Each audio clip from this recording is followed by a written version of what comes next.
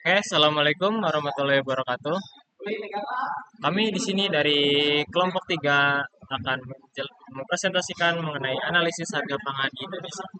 Proyek mata kuliah Data Engineering. Di sini anggota kami yang pertama ada Asep, yang kedua ada Erlangga, yang ketiga ada Yoga dengan saya sendiri dan Muhammad Thalib, lalu Heri Purnomo. Lalu di sini ada latar belakang. Volatilitas harga pangan adalah isu krusial di Indonesia yang mempengaruhi inflasi dan kesejahteraan masyarakat. Analisis data harga dari tingkat produsen hingga konsumen dapat memberikan wawasan mengenai efisiensi rantai pasok. Diperlukan sebuah pipeline data yang otomatis untuk mengolah dan menganalisis data pangan secara efisien. Oke, selanjutnya jelaskan oleh Erlangga. Oke, di sini saya akan menjelaskan tujuan proyek, yaitu yang pertama membangun pipeline data untuk mengumpulkan, membersihkan, dan menggabungkan data harga pangan dari berbagai sumber. Yang kedua ada melakukan analisis untuk memahami tren dan margin antara harga produsen dan konsumen. Yang ketiga membangun model regresi untuk memprediksi harga pangan di tingkat konsumen.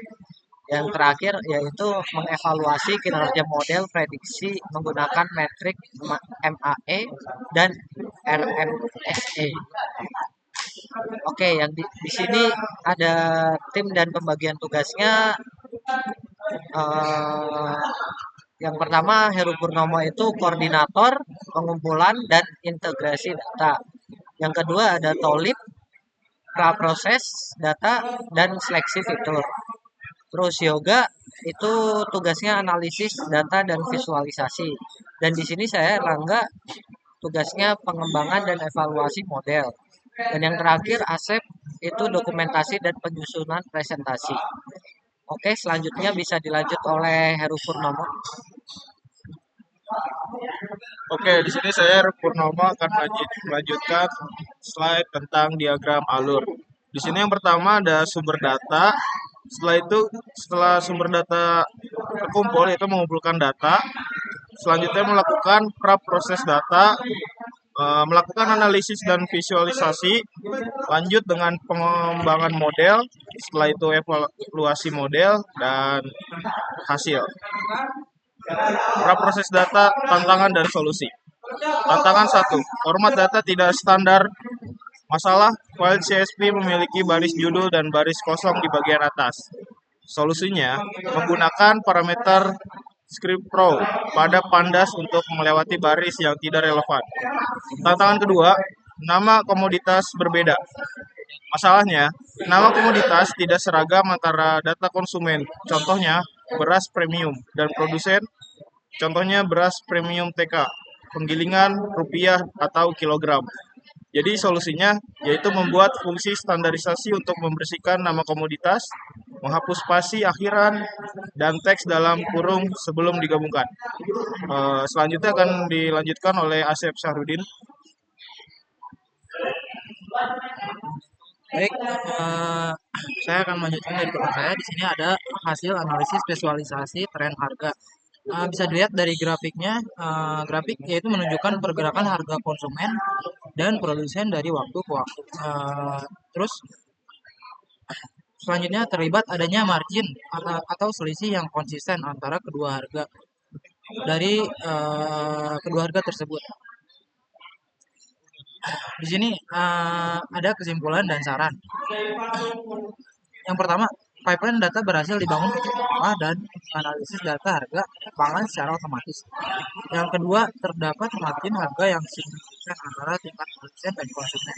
Yang ketiga, ada model random forest yang dibangun mampu memprediksi harga konsumen dengan tingkat kesalahan rata-rata MAE sebesar nilai MAE. Selanjutnya ada saran untuk pengembangan selanjutnya, menambahkan lebih banyak fitur seperti data produksi, konsumsi, dan data cuaca untuk meningkatkan akurasi model. Yang kedua, menggunakan data tingkat provinsi untuk analisis yang lebih mendalam. Di sini ada kode, ada penjelasan kode collab yang akan dijelaskan oleh teman saya. Baik, saya di sini Muhammad Talib akan menjelaskan pada collab yang kelompok kami buat. Untuk tahap pertama itu kita mengimpor library yang dibutuhkan ada Pandas, Matplotlib, ada Seaboard, Warnings, dan Red. Pertama kita menonaktifkan peringatan yang tidak relevan di sini. Lalu ada fungsi untuk membersihkan dan menyeragamkan nama komoditas. Dari komoditas. Pertama itu kita menghapus spasi di awal dan di akhir. Lalu menghapus semua teks dalam kurung. Yang ini nih ada kayak regex, titik, koma, seperti ini. Lalu kita menghapus semua teks setelah TK. Lalu kita mapping manual untuk kasus khusus ya, seperti GKP. Jadi gabah. Menyeragamkan semua jenis gabah, lalu ada ayam ras, jadi daging ayam, lalu ada sapi hidup, jadi daging sapi murni. Lalu ada tahap kedua kita pengumpulan data. Di sini kita membaca data satu, data kedua. Nah, lalu kita proses data. Di sini ada membuat kolom tanggal, buat tanggal seperti ini. Lalu kita membuat standarisasi nama kolom harga dan komoditas, harga konsumsi seperti ini. Lalu ada perbaikan utama, membuat kolom komoditas standar. Lalu yang langkahnya selanjutnya kita membersihkan harga ya. Lalu kita menggabungkan data menggunakan kolom standar, menggabungkan berdasarkan komoditas standar. Lalu selanjutnya kita membuat fitur margin,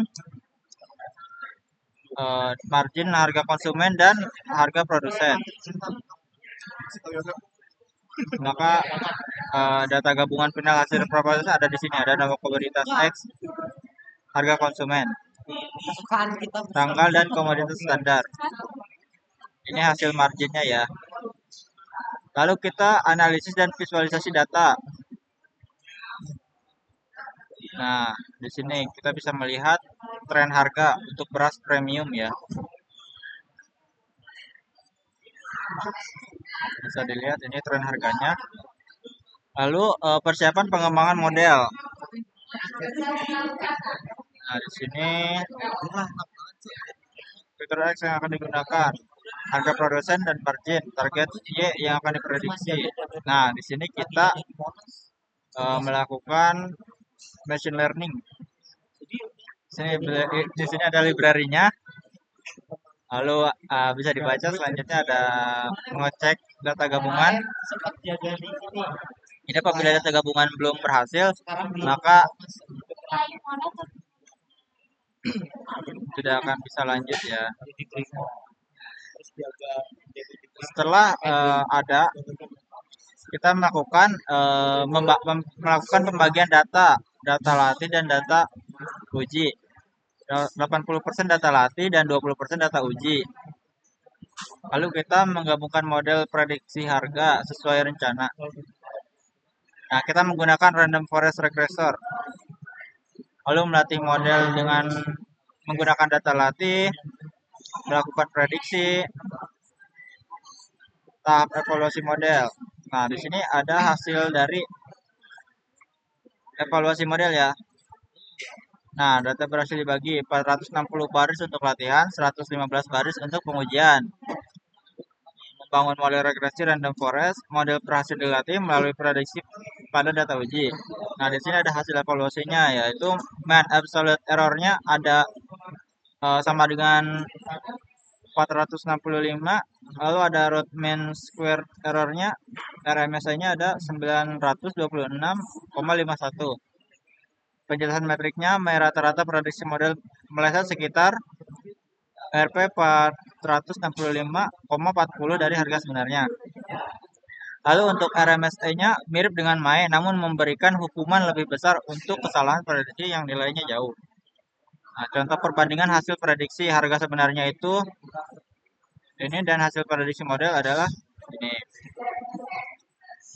Mungkin cukup sekian dari kelompok kami. Mohon maaf bila ada kesalahan atau kekurangan dalam penjelasan. Assalamualaikum warahmatullahi wabarakatuh. Waalaikumsalam.